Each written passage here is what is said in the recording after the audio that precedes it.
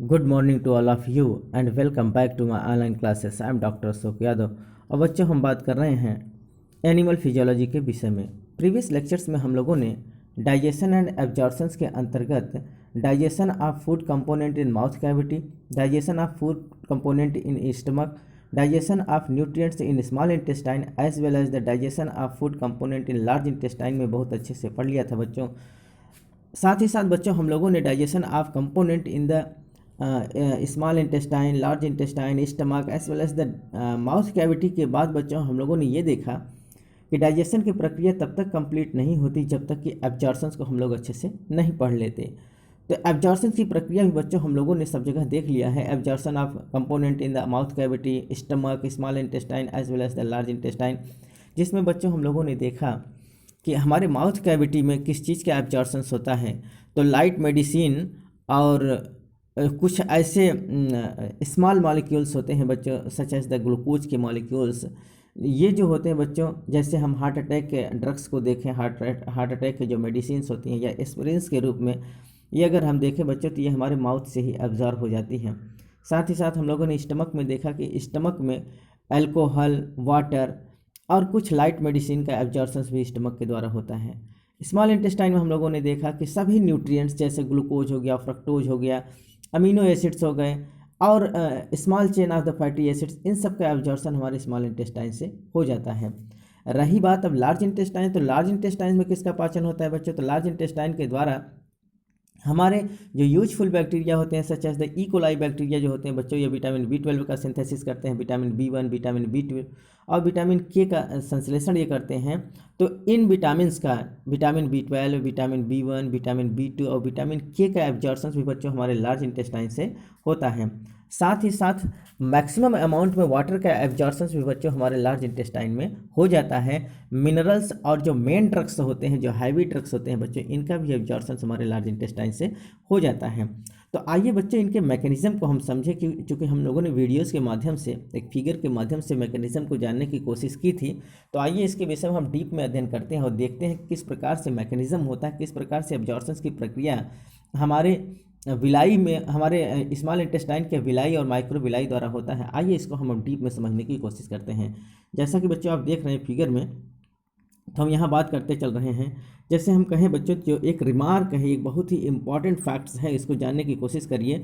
Blood capillaries absorb those nutrients which are very small in molecular weight. हमारी blood capillaries जो होती हैं बच्चों, वो केवल उन्हीं मॉलिक्यूल्स का एब्जॉर्प्शन कर सकती हैं, उन्हीं न्यूट्रिएंट्स का एब्जॉर्प्शन कर सकते हैं जो बच्चों मॉलिक्यूलर वेट में बहुत छोटे होते हैं। अर्थात जो लाइट मॉलिक्यूल्स होते हैं, जिनका मॉलिक्यूलर वेट बहुत छोटा होता है, केवल उन्हीं न्यूट्रिएंट्स का, उन्हीं मॉलिक्यूल्स का, अर्थात स्मॉल मॉलिक्यूल्स का ही एब्जॉर्प्शन हमारी ब्लड कैपिलरीज कर सकती हैं। Simple and diffusible form of the carbohydrates, protein and fats such as the glucose, fructose, galactose, amino acids and small chain of the fatty acids. अगर हम बात करें कि वो स्मॉल मॉलिक्यूल्स हैं कौन, जिनका मॉलिक्यूलर वेट छोटा होता है या बहुत स्मॉल होता है, जिनका एब्जॉर्प्शन हमारी ब्लड कैपिलरीज कर सकती है, तो वो कौन है बच्चों? कार्बोहाइड्रेट्स, प्रोटीन और फैट्स के रूप में अगर हम देखें तो इनका जो स्मॉल और डिफ्यूजिबल फॉर्म होता है बच्चों, जिनका मॉलिक्यूलर वेट बहुत डाउन हो जाता है, जो हाइड्रोलाइज कर दिए जाते हैं, जैसे glucose, fructose, galactose, amino acid और small chain of fatty acid का एब्जॉर्प्शन हमारे ब्लड कैपिलरीज द्वारा हो जाता है। जैसा कि अभी फिगर में देखिए बच्चों, यहाँ हम दिखाने की कोशिश कर रहे हैं। अब ये देखिए कि ये हमारा इंटेस्टाइन है। इंटेस्टाइन के जो म्यूकोसा पार्ट होता है बच्चों, म्यूकोसा पार्ट में अंगुलियों जैसा एक प्रोजेक्शन दिखाई देता है, एक उभार दिखाई देता है, जिसको हम विलाई कहते हैं। और उसी विलाई के ऊपर बच्चों एक क्या होता है, ब्रूस बॉर्डर दिखाई देता है, जिसको हम माइक्रो विलाई कहते हैं। तो ये सब क्या करते हैं बच्चों, हमारे जितने भी डाइजेस्ट मटेरियल्स होते हैं, जितने भी न्यूट्रिएंट्स ऐसे होते हैं जो सिंपल और डिफ्यूजिबल फॉर्म में कन्वर्ट हुए रहते हैं, अब वो हमारे इंटेस्टाइन के ल्यूमेन में म्यूकोसा द्वारा, क्या म्यूकोसा में जो विलाई हैं और माइक्रो विलाई बच्चों, उनके द्वारा एब्जॉर्ब किए जाते हैं। तो आइए इनके मैकेनिज्म को जाने कि कैसे एब्जॉर्ब करते हैं। तो देखिए जो ल्यूमेन में न्यूट्रिएंट्स चलते रहते हैं, सर्कुलेट करते रहते हैं बच्चों, उन न्यूट्रिएंट्स को यहाँ देखिए, ये फिगर आप देखिए, ये सबसे पहले माइक्रो विलाई में आते हैं।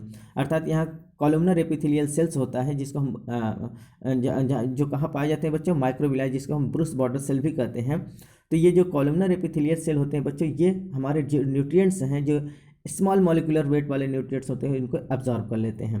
यहाँ से एब्जॉर्व करने के बाद बच्चों ये क्या करते हैं, ये हमारे ब्लड कैपिलरीज में छोड़ दिए जाते हैं। कहाँ छोड़ दिए जाते हैं बच्चों, इनको ब्लड कैपिलरी में छोड़ दिया जाता है, क्योंकि ये एब्जॉर्व हो गए। एब्जॉर्व करने के बाद ये जितना, ये सबसे पहले आते हैं हमारे ब्रूस बॉर्डर में, जिसको हम कॉलमनर एपिथेलियल सेल कहते हैं।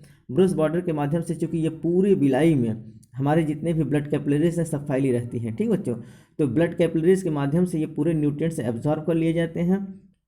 एब्जॉर्व करने के बाद ये क्या होता है बच्चों, थ्रू चैनल, अर्थात ये कहाँ जाएंगे बच्चों, अगर हम इनकी बात करें तो ये अब यहाँ से ब्लड कैपिलरीज के माध्यम से ये पहुँच चले जाएंगे हेपेटिक पोर्टल सिस्टम के द्वारा लीवर में, और लीवर के बाद ये चले जाते हैं बच्चों हार्ट में, हार्ट के बाद ये चले जाते हैं टिश्यूज़ या सेल में, और सेल या टिश्यूज़ में फिर इनका मेटाबॉलिज्म की प्रक्रिया होती है, अर्थात असिमिलेशन होता है। तो ये प्रक्रिया पूरा बच्चों इसमें होता है एब्जॉर्प्शंस की प्रक्रिया में। एक बार फिर से हम रिवाइज कर रहे हैं। सबसे पहले जितने भी न्यूट्रिएंट्स होते हैं ये क्या होते हैं बच्चों, विलाई या माइक्रोविलाई द्वारा एब्जॉर्ब कर लिए जाते हैं। इसके बाद ये कहाँ छोड़ दिए जाते हैं, अर्थात ये कॉलमनर एपिथेलियल सेल में या ब्रूस बॉर्डर सेल में छोड़ दिए जाते हैं। ये ब्रूस बॉर्डर सेल से क्या करते हैं बच्चों, ये जाके हमारे ब्लड कैपिलरीज में एब्जॉर्ब हो जाते हैं। अब blood capillaries hepatic portal veins के द्वारा इनको ले जाकर लीवर में छोड़ता है, लीवर फिर इसको हार्ट में छोड़ देता है, हार्ट से बच्चों ये सर्कुलेट करके पूरे बॉडी टिश्यूज़ में या सेल्स में पहुंच जाते हैं, और सेल के माध्यम से इनका क्या होता है बच्चों, मेटाबॉलिज्म होता है, और मेटाबॉलिज्म होने के बाद हमको एनर्जी प्राप्त होती है। तो ये पूरी प्रक्रिया इसमें समझाया गया है। तो आइए हम बात करते हैं इनके विषय में डिटेल्स में। तो हम लोगों ने ये बात किया कि ब्लड कैपिलरीज हमारे किसको ऑब्जर्व करते हैं बच्चों, जो स्मॉलेस्ट मॉलिक्यूल्स होते हैं, जो very large very small molecules होते हैं इन the form of the molecular weight के रूप में, और तो उनको वो ऑब्जर्व करते हैं। अगर हम कार्बोहाइड्रेट्स के रूप में देखें तो ग्लूकोज, फ्रक्टोज और गैलेक्टोज का एब्जॉर्प्शन होता है, प्रोटीन के रूप में अमीनो एसिड्स का, फैट के रूप में बच्चों सभी फैट का नहीं, small chain of fatty acid का एब्जॉर्प्शन हमारी ब्लड कैपिलरीज कर लेती हैं। आइए हम बात करें किसका एब्जॉर्प्शन हमारी ब्लड कैपिलरीज नहीं कर पाती हैं। तो long chain of fatty acids having the large molecular weight are not entered in the blood capillaries. जो लार्ज मॉलिकुलर वेट के होते हैं बच्चों, जिनका मॉलिकुलर वेट बड़ा होता है, such as the long chain of the fatty acids, ठीक बच्चों, फैट में जो long chain of fatty acid होती हैं वो हमारे ब्लड कैपिलरीज के अंदर इंटर नहीं कर पाती हैं। तो फिर क्या होता है कि अब ये कहाँ से एब्जॉर्ब होंगे, तो आइए बात करते हैं। The small fatty acids unites to form the micelles in intestinal cavity which entered in the columnar epithelial wall of the Bruce border, and it covered with a protein coat commonly called as the, इसको क्या कहते हैं बच्चों, ये काइलोमाइक्रांस कहे जाते हैं, covered with the protein coat to form a large molecular of fatty acids in the form of the chylomicron। तो बच्चों हम यहाँ बात करें, आपको यहाँ समझाने की कोशिश कर रहे हैं। तो देखिए जो लार्ज मॉलिक्यूलर वेट के जो long chain of fatty acids होते हैं बच्चों, वो long chain of fatty acids का एब्जॉर्प्शन हमारी ब्लड कैपिलरीज नहीं कर पाती हैं। तो जैसा कि आप यहाँ देखिए, ये फैट्स के मॉलिक्यूल्स हैं। ये जो फैट होते हैं बच्चों, सभी फैट्स के जो छोटे छोटे मॉलिक्यूल्स होते हैं, लाइटर मॉलिक्यूल्स वाले, वो हमारे इंटेस्टाइनल ल्यूमेन के अंदर ही बच्चों आपस में क्या होते हैं, यूनाइट्स हो जाते हैं, और यूनाइट्स होकर ये क्या करते हैं, माइसेल्स का फॉर्मेशन करते हैं। किसका फॉर्मेशन करते हैं बच्चों, माइसेल्स का। अब ये माइसेल्स क्या होता है, ये ब्रूस बॉर्डर के द्वारा या कॉलमनर एपिथेलियल के द्वारा एब्जॉर्ब कर लिया जाता है।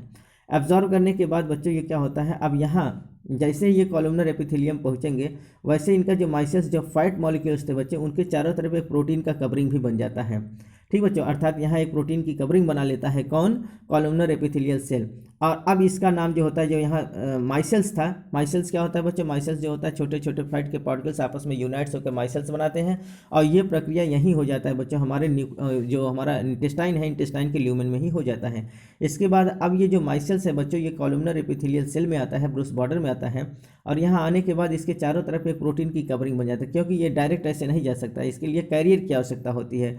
तो ये प्रोटीन की कवरिंग बन जाता है, तब इसका नाम काइलोमाइक्रान हो जाता है। क्या हो जाता है बच्चों, अर्थात जब ये माइसेल्स कवर्ड हो जाता है प्रोटीन कोट से, तो उसको हम क्या कहते हैं, काइलोमाइक्रान। अब ये काइलोमाइक्रान इंटर करेगा किसमें बच्चों, लैक्टियल्स में, या जिसको हम लिम्फ कैपिलरीज, अब जो ये ग्रीन कलर में देख रहे हैं ये लैक्टियल्स हैं। तो अब ये लैक्टियल्स के माध्यम से एब्जॉर्ब होंगे, क्योंकि ब्लड कैपिलरी इनको एब्जॉर्ब नहीं कर पाएगा। तो लैक्टियल्स में जाने से पहले बच्चों जो ये काइलोमाइक्रान है, यहाँ ये क्या करता है, ये काइलोमाइक्रान में जो ऊपर से कवरिंग है, प्रोटीन कोट की कवरिंग, उसको वो अंदर नहीं जाने देता है, प्रोटीन बाहर रह जाता है, और केवल माइसेल्स जो है अंदर की ओर एंट्री करता है। इस प्रकार से जो फैट के long chain of fatty acid है बच्चों, वो हमारे लैक्टियल्स द्वारा एब्जॉर्ब कर लिए जाते हैं।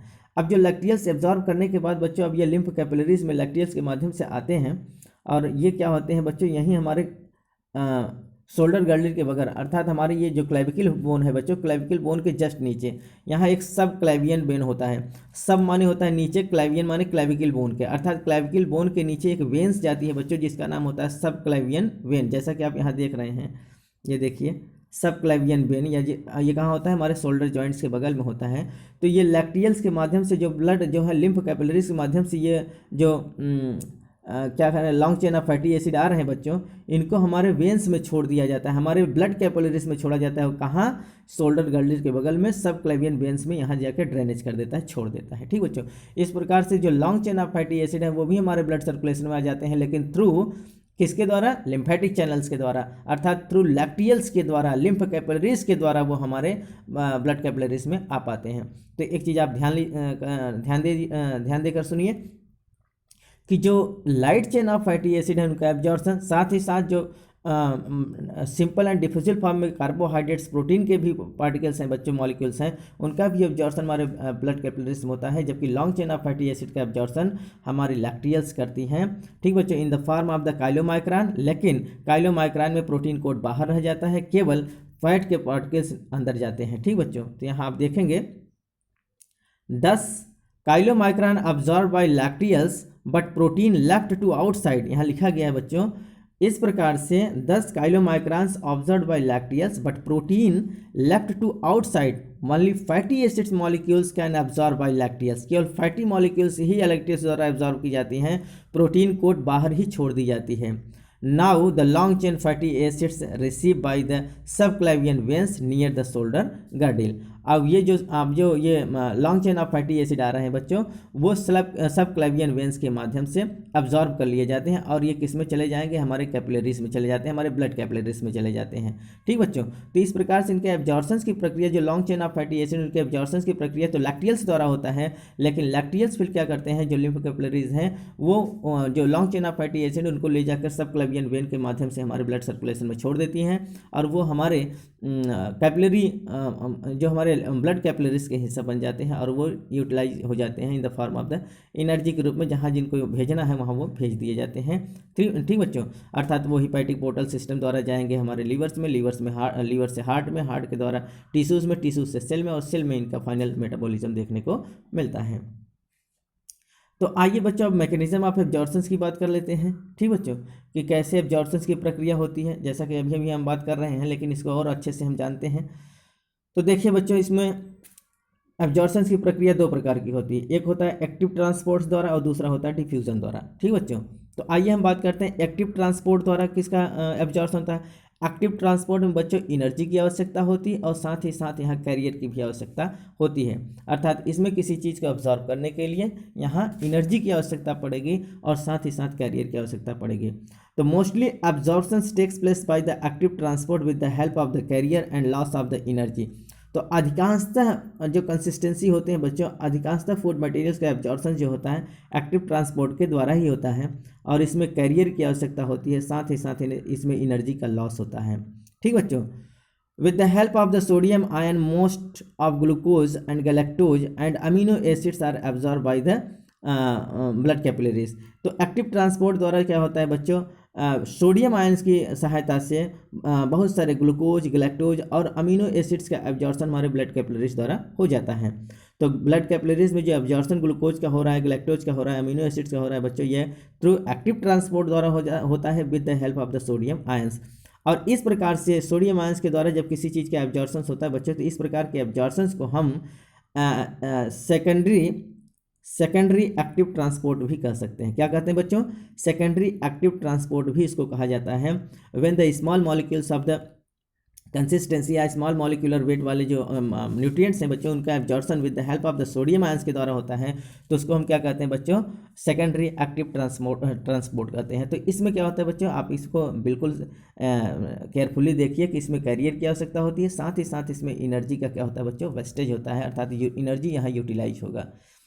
और दूसरा जो एब्जॉर्प्शन की प्रक्रिया है बच्चों वो डिफ्यूजन द्वारा होता है।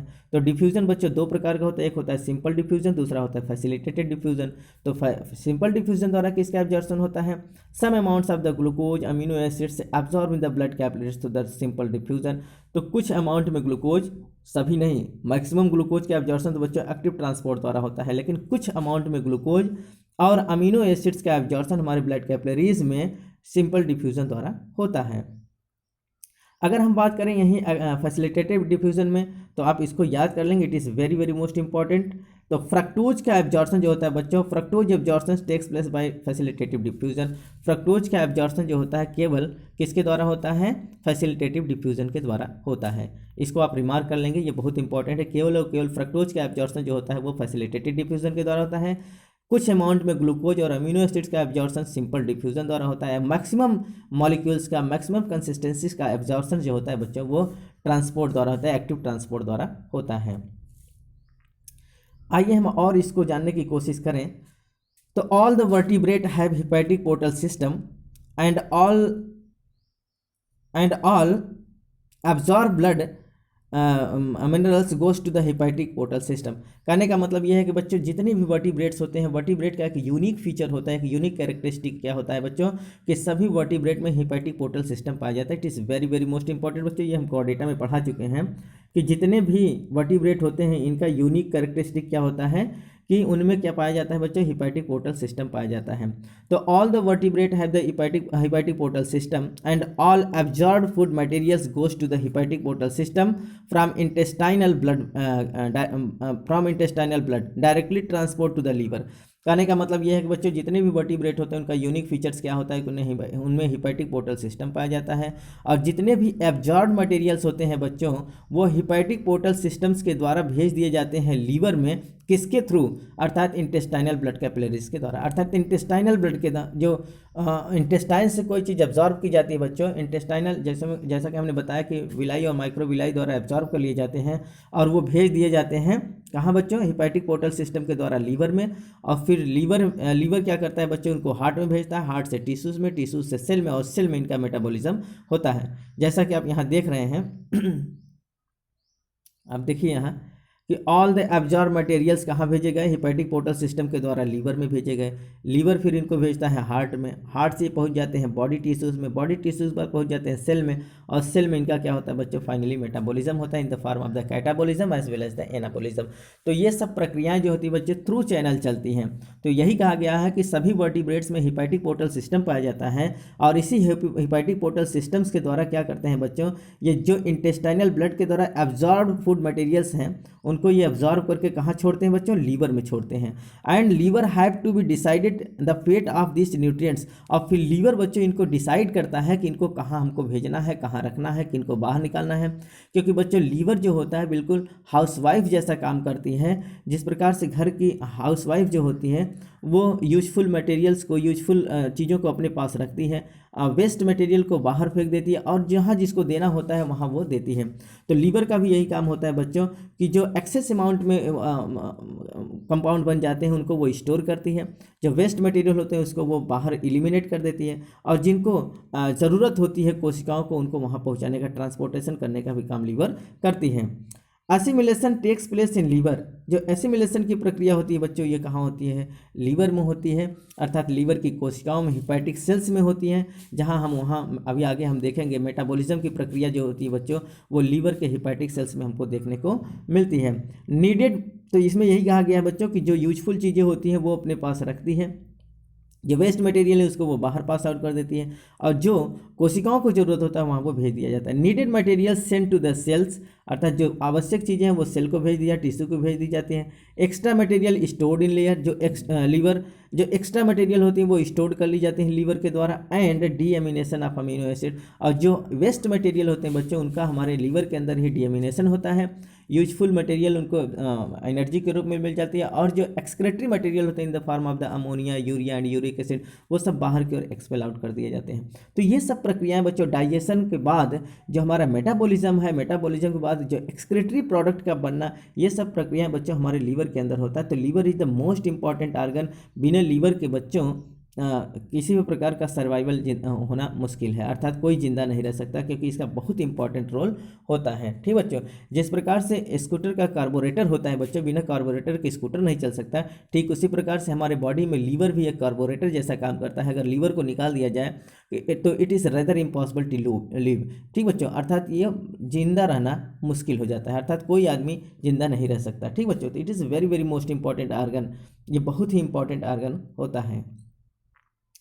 आइए बच्चों, अगर हम इनके मेटाबॉलिज्म को देखें तो मेटाबॉलिज्म, चूंकि हम लोगों ने एब्जॉर्प्शंस को देख लिया, एब्जॉर्प्शंस की प्रक्रिया में हम लोगों ने ये देखा कि एब्जॉर्प्शंस की प्रक्रिया कहाँ कहाँ होती है। ठीक है बच्चों, और साथ ही साथ इनके मैकेनिज्म को भी जाना कि जो एब्जॉर्प्शन होता है बच्चों, absorb material hepatic portal system द्वारा हमारे लीवर में आते हैं, और लीवर फिर क्या करता है बच्चों, इसको हार्ट में भेज देता है, हार्ट से ये पहुँच जाते हैं टिश्यूज़ में, और टिश्यूज़ के बाद सेल, और सेल में क्या होता है बच्चों, इनका मेटाबॉलिज्म होता है इन द हेपेटिक सेल के अंदर। तो इस प्रक्रिया को हम लोगों ने बहुत अच्छे से जानने की कोशिश की।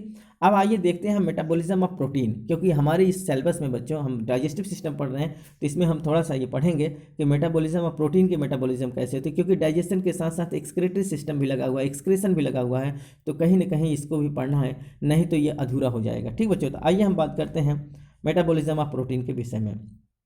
सबसे पहले बच्चों हम ये जान लेते हैं कि मेटाबॉलिज्म होता क्या है। ठीक बच्चों, तो मेटाबॉलिज्म क्या होता है बच्चों, जैसा कि आप डेफिनेशन में देख रहे हैं, it is the type of the biochemical reaction which are going on in the every cells of the body for the body growth as well as the energy production। ये एक प्रकार का बायोकेमिकल रिएक्शन होता है बच्चों, ये करीब करीब सभी, अर्थात करीब करीब क्या 100% श्योर सभी कोशिकाओं में ये होता है। क्या होता है बच्चों, मेटाबॉलिज्म। तो मेटाबॉलिज्म जो होता है एक प्रकार का बायोकेमिकल रिएक्शन होता है जो सभी कोशिकाओं में हमारे शरीर के सभी कोशिकाओं में होता है, और किस लिए होता है, for the body growth as well as the energy production, अर्थात एनर्जी को प्रोड्यूस करने के लिए, हमारे बॉडी के ग्रोथ कराने के लिए बच्चों ये प्रोटीन का मेटाबॉलिज्म होना अनिवार्य है, क्योंकि जब तक प्रोटीन का मेटाबॉलिज्म नहीं होगा तब तक हमको एनर्जी के फॉर्म में जो हमारा बॉडी बिल्डिंग होना है बच्चों वो नहीं मिल पाएगा। तो बॉडी बिल्डिंग के लिए, ग्रोथ के लिए, और साथ ही साथ एनर्जी प्रोडक्शन के लिए प्रोटीन का मेटाबॉलिज्म होना अनिवार्य है। और ये मेटाबॉलिज्म जो होता है बच्चों एक प्रकार का बायोकेमिकल रिएक्शन होता है जो हमारे शरीर के सभी कोशिकाओं में देखने को मिलता है। आइए अगर हम बात करें कि मेटाबॉलिज्म कितने प्रकार का होता है, तो मेटाबॉलिज्म बच्चों बेसिकली दो प्रकार का होता है, एक कैटाबॉलिज्म और दूसरा एनाबॉलिज्म। कैटा को अगर हम देखें बच्चों तो कैटा का शाब्दिक अर्थ होता है डाउन या break down of large molecules into the simple molecules, अर्थात बड़े बड़े कंपाउंड्स को छोटे कंपाउंड्स में तोड़ने की प्रक्रिया को हम क्या कहते हैं बच्चों, कैटाबॉलिज्म कहते हैं। और वहीं अगर एनाबॉलिज्म की बात करें तो एना इक्वल टू होता है अप और बिल्डिंग, अर्थात synthesis of the large molecules from the small once, छोटे छोटे मॉलिक्यूल्स से मिलकर जो बड़े मॉलिक्यूल्स का निर्माण होता है बच्चों उसको हम एनाबॉलिक कहते हैं। That is the synthesis of the food stuffs is known as the anabolism and breakdown of the food stuffs is known as the catabolism. किसी फूड स्टफ्स का टूटना होता है बच्चों या जो ब्रेकडाउन होता है उसको हम कैटाबॉलिज्म कहते हैं, जबकि जो बनने की प्रक्रिया होती है, सिंथेसिस की प्रक्रिया होती है बच्चों उसको हम क्या कहते हैं, एनाबॉलिज्म कहते हैं। ठीक बच्चों, तो अगर हम यहाँ देखें एग्जाम्पल्स के तौर पर समझे बच्चों, तो यहाँ देखिए जो हम लोग ग्लूकोज डाइजेशन के बाद स्मॉल और जो सिंपल एंड डिफ्यूजिव फॉर्म में ग्लूकोज बना था बच्चों, ये ग्लूकोज क्या कर लिया जाता है, ये क्या होता है, ग्लूकोज एक प्रकार का एनर्जी प्रोड्यूसर कंपाउंड होता है। क्या होता है बच्चों, एनर्जी प्रोड्यूसर कंपाउंड होता है। तो ये हमको एनर्जी देगी, तो एनर्जी देने के लिए बच्चों ग्लूकोज का मेटाबॉलिज्म होना अनिवार्य होता है। तो ग्लूकोज का जो मेटाबॉलिज्म टूटता है बच्चों, टूटने की इस प्रक्रिया को ही हम क्या कहते हैं, that is the lysis breakdown या लिसिस। अगर ग्लूकोज का ब्रेकडाउन हो जाए या उसका लिसिस हो जाए तो इसी प्रक्रिया को हम कैटाबॉलिज्म, और जब तक ग्लूकोज कैटाबोलाइट नहीं होगा तब तक हमको एनर्जी नहीं मिलेगी। तो आइए हम बात करते हैं कैसे होता है। तो ये एनर्जी प्रोड्यूसिंग कंपाउंड होता है बच्चों, ये जब एब्जॉर्ब कर लिया जाता है हमारे ब्लड कैपिलरीज के द्वारा तो ये चला जाता है लीवर में, और लीवर में इसका क्या होता है बच्चों, इसका ये मेटाबॉलिज्म की प्रक्रिया होती है। तो ये देखिए बच्चों, ये मैंने ये देखा कि ग्लूकोज एब्जॉर्ब कर लिया गया, एब्जॉर्ब करने के बाद ये पहुंच गया कहाँ, कोशिकाओं में। ठीक बच्चों, अर्थात हेपेटिक सेल में पहुंच गया है। वहाँ पहुँचने के बाद इसका क्या होता है बच्चों, ग्लाइकोलिसिस होता है, क्योंकि फर्स्ट स्टेप शुरू होता है तो इसमें क्या होता है बच्चों, ग्लाइकोलिसिस। लिसिस माने टूटना, अर्थात ग्लूकोज टूटेगा। अब जब इसका लिसिस हो जाता है बच्चों, टूट जाता है, तो सबसे पहले इसका जो फर्स्ट प्रोडक्ट होता है जिसके एंड प्रोडक्ट बनता है उसको हम कहते हैं पायरुविक एसिड। और पायरुविक एसिड बनने के बाद बच्चों ये चला जाता है यहाँ कहाँ, क्रेब्स साइकिल में। ये सब प्रक्रियाएं बच्चों हमारे लीवर के अंदर हो रही है, हेपेटिक सेल के अंदर हो रही है, क्रेब्स साइकिल में चला जाता है। अब क्रेब्स साइकिल के बाद ये चला जाता है इलेक्ट्रॉन ट्रांसपोर्ट सिस्टम में, और वहाँ क्या होता है बच्चों, finally glucose is converted into carbon dioxide and water. Carbon dioxide water में टूट जाता है, ये इसका फाइनल प्रोडक्ट होता है, और साथ ही साथ हमको एनर्जी मुक्त करता है। ठीक बच्चों, तो हमको एनर्जी देता है in the form of the ATP. तो एटीपी के रूप में हमको एनर्जी रिलीज होता है। तो कैटाबोलिज्म में एक आप ध्यान दें बच्चों, ये बहुत इंपॉर्टेंट चीज़ है। जो कैटाबोलिक प्रोसेस में क्या होता है, एनर्जी लिबरेट होता है, अर्थात एनर्जी बाहर निकलता है। जब कोई चीज़ टूटता है बच्चों, तो टूटने में क्या होता है, अपार एनर्जी निकलती है। तो जब हम लोगों का ग्लूकोज ब्रेकडाउन करता है हमारे बॉडी में, हमारे बॉडी टिश्यूज़ में या हमारे सेल्स में बच्चों, तो वहाँ क्या होता है, एनर्जी लिबरेट होता है। साथ ही साथ यहाँ एटीपी रिलीज होगा। जैसे ही एनर्जी लिबरेट करेगा, फिर हमको एटीपी रिलीज होगा, हमको एनर्जी मिल जाता है। ठीक बच्चों, तो ये है प्रोसेस ऑफ कैटाबोलिज्म। अगर यही हम एनाबोलिज्म की बात करें बच्चों, देखिए, तो एनाबोलिज्म में हम लोगों ने क्या देखा है बच्चों, हम लोगों ने सबसे पहले डाइजेशन में ये देखा कि प्रोटीन फाइनली टूटता है in the form of the simple and diffusible form में अमीनो एसिड में। और यहाँ आप देखेंगे ठीक वही चीज़ होता है कि प्रोटीन जो टूट गया है अमीनो एसिड के रूप में बच्चों, ये अमीनो एसिड एब्जॉर्ब कर लिया जाता है ना थ्रू थ्रू ब्लड कैपिलरीज के द्वारा चला जाता है हमारे लीवर में। ठीक बच्चों, अर्थात हेपेटिक पोर्टल सिस्टम द्वारा। अब ये लीवर से चला जाएगा बच्चों सेल में, और सेल में जाने के बाद ये क्या होता है बच्चों, जितने भी अमीनो एसिड हैं ये फिर से क्या होते हैं, रीसिंथेसाइज होते हैं इन the form of the protein. क्योंकि ये प्रोटीन, जब तक हम प्रोटीन बनेगा नहीं तब तक हमारे बॉडी का ग्रोथ नहीं होगा। ठीक बच्चों, तो वही चीज़ है, जिस प्रकार से प्रोटीन का डाइजेशन हमारे बॉडी में हो जाता है, तो प्रोटीन का डाइजेशन होने के बाद ये अमीनो एसिड में क्या होता है बच्चों, इस सिंपल एंड डिफ्यूजिबल फॉर्म में कन्वर्ट हो जाता है, और फिर ये लीवर में चला जाता है। लीवर के बाद हमारी कोशिकाएं जो होती हैं, इनको फिर से रीसिंथेसाइज करते हैं इन the form of the protein के रूप में, और protein is responsible for the growth. ठीक बच्चों, ये प्रोटीन क्या करता है, अब यहाँ जब प्रोटीन बन जाएगा बच्चों, तो ये प्रोटीन हमारे ग्रोथ में बहुत सहायता प्रदान करता है, ग्रोथ के लिए रिस्पॉन्सिबल होता है, एंजाइम फॉर्मेशन के लिए होता है, एंटीबॉडीज़ फॉर्मेशन कराता है, साथ ही साथ हार्मोन्स। तो हार्मोन्स का फॉर्मेशन करना, एंटीबॉडीज़ का फॉर्मेशन करना, एंजाइम्स को बनाना, साथ ही साथ हमारे बॉडी का ग्रोथ कराना, ये सब काम क्या होता है बच्चों, प्रोटीन का काम होता है। तो प्रोटीन कैसे बनता है बच्चों, अर्थात इसमें एनाबोलिज्म की प्रक्रिया होती है, अर्थात छोटे छोटे अर्थात अमीनो एसिड, सभी अमीनो एसिड्स आपस में क्या होते हैं बच्चों, आपस में जुड़ जाते हैं, और जुड़ने के बाद क्या करते हैं बच्चों, एक बहुत बड़ा कंपाउंड बनाते हैं जिसको हम प्रोटीन कहते हैं, और प्रोटीन के द्वारा ही हमारे टोटल वाइटल एक्टिविटीज़ हमारे सेल के अंदर चलती हैं। ठीक बच्चों, तो synthesis of the protein from the amino acids is anabolic process. तो प्रोटीन का अमीनो एसिड्स के द्वारा प्रोटीन के बनने की इस प्रक्रिया को हम क्या कहते हैं बच्चों, एनाबोलिक प्रोसेस कहते हैं। और जब किसी चीज़ को बनाना होता है बच्चों, तो आप याद कर लीजिए कि सिंथेसिस में, किसी चीज़ के सिंथेसिस में एनर्जी क्या होती है बच्चों, एक्सपेंड होती है, खर्च होती है। तो यहाँ क्या होगा बच्चों, एनर्जी एक्सपेंड होगी, एनर्जी का लॉस होगा। क्यों? क्योंकि कोई चीज़ बनाया जा रहा है, तो यहाँ एनर्जी एक्सपेंड होती है, साथ ही साथ एटीपी कंज्यूम की जाती है, अर्थात एटीपी यहाँ कंजम्पशन होगा, एटीपी का कंज्यूम होगा, और यहाँ क्या होगा, एनर्जी बाहर निकलेगी। जबकि यहीं अगर कैटाबोलिक में हम देखेंगे तो एनर्जी लिबरेट होती है, एनर्जी बाहर निकलती है, और साथ ही साथ बच्चों एटीपी रिलीज होती है। ठीक बच्चों, तो यहाँ एटीपी हमको एनर्जी मिलती है, साथ ही साथ एटीपी रिलीज होता है। जबकि एनाबोलिक में क्या होता है बच्चों, एनर्जी एक्सपेंड होता है और एटीपी कंज्यूम होता है। ठीक बच्चों, it is very very most important. अब यहाँ हम एक रिमार्क के तौर पर देखें बच्चों, in adult both the process balance to each other, but in ageing conditions of but in growing conditions of the children the anabolism supersede and catabolism. Very good. In adult, देखिए बच्चों, जो adult के phase में क्या होता है, आप इसको बहुत अच्छे से समझिए। अडल्ट के फेज में क्या होता है कि अडल्ट के फेज में ये catabolism as well as the anabolism दोनों क्या होते हैं बच्चों, बिल्कुल काउंटर बैलेंस होते हैं। क्या होते हैं बच्चों, ये दोनों बैलेंस होते हैं। इसीलिए बच्चों जो अडल्ट फेज में होता है उसमें ग्रोथ फेज नहीं होता है। जब आदमी अडल्ट हो जाता है तो उस समय ग्रोथ बंद हो जाता है। जब ग्रोथ बंद हो जाता है बच्चों, तो हमारे कोशिकाओं का डिमांड घट जाता है, अर्थात उस समय जब हमारे कोशिकाओं का डिमांड घट जाता है, तो एनाबोलिक प्रोसेस वहाँ, anabolic process as well as the catabolic process दोनों, अर्थात किसी चीज़ का बनना और किसी चीज़ का टूटना, दोनों प्रक्रिया काउंटर बैलेंस हो जाती है, एकदम बराबर हो जाती है। तो in adult both the process balance to each other, अर्थात अडल्ट में ये दोनों प्रक्रिया एक दूसरे को बैलेंस करती हैं, अर्थात catabolic as well as the anabolic. जब आदमी वयस्क हो जाता है बच्चों, तो उस समय ये दोनों प्रक्रिया क्या होती हैं, पैरेलल होती हैं, न तो कम न तो ज़्यादा, एकदम बराबर होती हैं। But in growing condition of the children the anabolism supersedes the catabolism. बहुत इंपॉर्टेंट चीज़ है बच्चों, यहाँ आप यहाँ से आप रिमार्क करेंगे, but in growing condition of children the anabolism supersede the catabolism. लेकिन कह रहा है बच्चे जो बढ़ते हुए, मतलब जो ग्रोइंग एज में जो बच्चे छोटे होते हैं और उनका ग्रोथ चल रहा होता है बच्चों, तो ग्रोथ पीरियड में क्या होता है, anabolism supersede the catabolism. Anabolism की प्रक्रिया भारी पड़ती है कैटाबॉलिज्म पर। अर्थात यहाँ एनाबॉलिज्म हो रहा है किसी चीज़ का, अर्थात प्रोटीन का मैक्सिमम प्रोडक्शन होता है, प्रोटीन का फॉर्मेशन होता है, और जहाँ हमारी एनर्जी ज़्यादा एक्सपेंड होती है, एटीपी कंज्यूम होती है। क्योंकि बच्चों जब बच्चा बढ़ रहा होता है, ग्रोइंग फेज में होता है, तो उसमें क्या करना होता है कि उसके बॉडी का ग्रोथ होना है। तो बॉडी का ग्रोथ होना है तो मैंने बताया बच्चों कि सभी अमीनो एसिड आपस में मिलकर प्रोटीन का निर्माण करती हैं, और उसको हम कहते हैं एनाबॉलिक प्रोसेस। जब उसमें एनाबॉलिक प्रोसेस अगर होगा नहीं तो उसका ग्रोथ नहीं होगा, तो सभी जितने भी अमीनो एसिड्स हैं बच्चों वो यूनाइट्स हो जाते हैं और वो क्या करते हैं, प्रोटीन का फॉर्मेशन करते हैं। और ये प्रोटीन एंजाइम का फॉर्मेशन करते हैं, हार्मोन्स का फॉर्मेशन करते हैं, और इनके बॉडी बिल्डिंग के रूप में काम करते हैं। क्योंकि बच्चे एंजाइम ही रिस्पॉन्सिबल होता है किसी चीज़ को ग्रोथ कराने के लिए, क्योंकि केमिकल रिएक्शन को बढ़ाने का काम करते हैं। हार्मोन्स भी क्या करता है बच्चों, स्टिमुलेंट का काम करता है ग्रोथ फेज को बढ़ाने के लिए।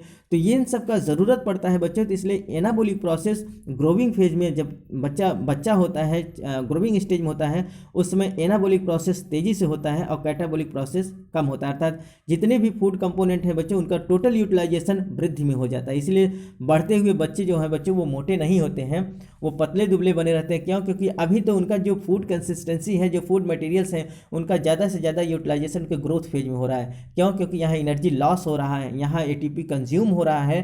तो यहाँ क्या होता है बच्चों, एनाबॉलिक प्रोसेस क्या होता है बच्चों, सुपरसीड कर जाता है कैटाबॉलिज्म पर, अर्थात कैटाबॉलिज्म पर ये भारी पड़ जाता है। लेकिन अगर यहीं हम एजिंग कंडीशन की बात करें, एंड इन एजिंग के समय अर्थात बुढ़ापेपन के समय क्या होता है बच्चों, बुढ़ापे में क्या होता है, कैटाबॉलिक प्रोसेस इंक्रीज। अब यहाँ क्या होता है बच्चों, रिडक्शन बढ़ जाता है, अर्थात कैटाबॉलिक प्रोसेस इंक्रीज कर जाता है, और एनाबॉलिक प्रोसेस क्या होता है बच्चों, घट जाता है। इसीलिए टिश्यूज और सेल का निर्माण नहीं होता, बल्कि वो क्या होते हैं बच्चों, वो एट्रोफी में आने लगते हैं, वो सिकुड़ने लगते हैं, वो डेड होने लगते हैं, और वहाँ कैटाबॉलिक प्रोसेस बढ़ जाता है। क्या बढ़ जाता है बच्चों, कैटाबॉलिक प्रोसेस बढ़ जाता है। तो एजिंग के समय कैटाबॉलिक प्रोसेस बढ़ता है, एनाबॉलिक प्रोसेस घटता है।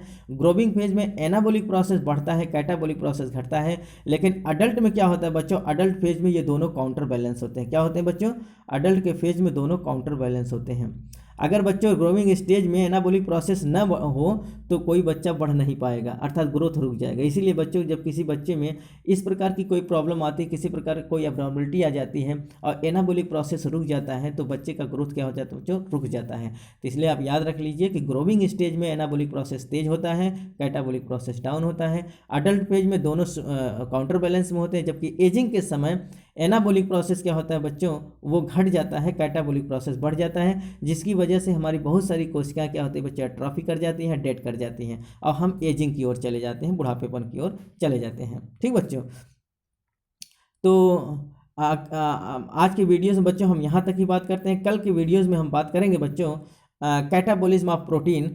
तो प्रोटीन का जो कैटाबॉलिज्म होता है, प्रोटीन का क्योंकि बच्चों एनाबॉलिज्म की जो प्रक्रिया होती है वो हम जेनेटिक्स में पढ़ते हैं, यहाँ हमको एनाबॉलिक नहीं पढ़ना, हम यहाँ कैटाबॉलिज्म की बात करेंगे। तो अगले नेक्स्ट वीडियो में बच्चों हम बात करेंगे कैटाबॉलिज्म ऑफ प्रोटीन, कि प्रोटीन का कैटाबॉलिज्म कैसे होता है। ठीक बच्चों, ये जो प्रक्रिया होती है वो हमारे लीवर सेल, हमारे हिपैटिक सेल में किस प्रकार से कैटाबॉलिज्म की प्रक्रिया चलती है। तो अगले नेक्स्ट वीडियोज में बच्चों हम बात करेंगे कैटाबॉलिज्म ऑफ प्रोटीन के अंतर्गत, क्योंकि कैटाबॉलिज्म ऑफ प्रोटीन दो प्रकार से पूरा होता है, एक तो होता है ट्रांसएमिनेशन, दूसरा होता है डीएमिनेशन। तो ट्रांसएमिनेशन और डीएमिनेशन की प्रक्रिया बच्चों हम नेक्स्ट वीडियोस में जानने की कोशिश करेंगे। उम्मीद है बच्चों आज के लेक्चर्स आपको बहुत अच्छे से समझ में आया होगा। अगर बच्चों लेक्चर्स आपको बहुत अच्छे से समझ में आए तो ज़्यादा से ज़्यादा हमारे चैनल को सब्सक्राइब करें, लाइक करें, शेयर करें अपने यार दोस्तों में, जिससे उनकी भी तैयारी अच्छे से हो सके। ये बच्चे जो लेक्चर्स हैं वो सभी academic as well as the competitive examination के लिए, such as the BSc, MSc, BSc nursing और MSc nursing, entrance examinations, NEET, JIPMER, AIIMS और जितने भी कम्पिटिटिव एग्जामिनेशंस हैं मेडिकल और पैरामेडिकल से रिलेटेड बच्चों, टीजीटी, पीजीटी, सीएसआईआर, सब के लिए बहुत ही यूजफुल है। तो जितने भी एस्पायरेंट्स हैं जो तैयारी कर रहे हैं उनके लिए बहुत ही यूजफुल है, और जिन्होंने अभी तक इसको सब्सक्राइब नहीं किया है तो चैनल को सब्सक्राइब करें, लाइक करें, शेयर करें, और किसी प्रकार का कोई सुझाव हो, किसी प्रकार का कोई सहयोग हो बच्चों तो कमेंट बॉक्स में ज़रूर लिखें, जिससे आपका समाधान हो सके। ठीक बच्चों, तब तक के लिए बच्चों धन्यवाद।